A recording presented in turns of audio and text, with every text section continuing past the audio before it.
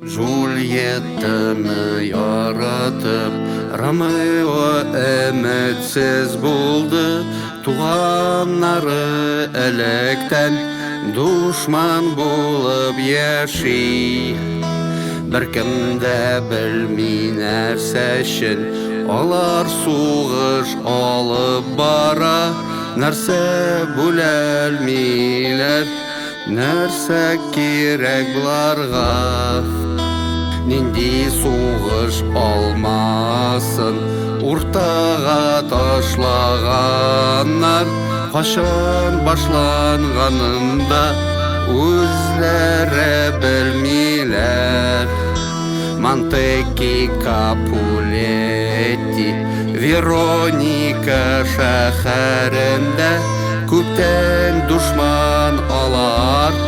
Яшьләргә нишләргә?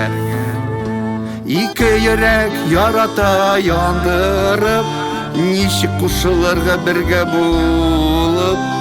Туганнары каршы мәңгегә, бирми гашыкларга кушыларга. Джульеттага киңәш бирә бер рухани кешесе. Йокыда руын эчеп, үлгән булып йокла. Ромеога бир хәбәр, алдан белеп торсын.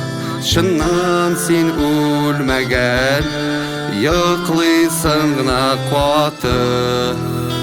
Тырбага килеп ап китсен, чит якка яшәргә. Туганнар тынычлангач, кайтырсыз шәһәргә. Әмма ләкин хәбәр ничек барып җитми Ромеога. Чыннан үлгән диеп уйлый Джульетта турында. Мөхәббәте янына барып, үлә ул агуны эчеп. Джульетта күрәне уянгач, йөрәгенә кадый хәнҗәл очлы.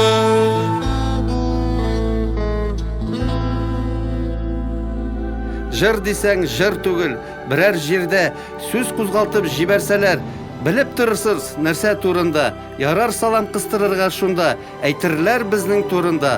Татарларның да уйлары Шекспир әсәрләре турында.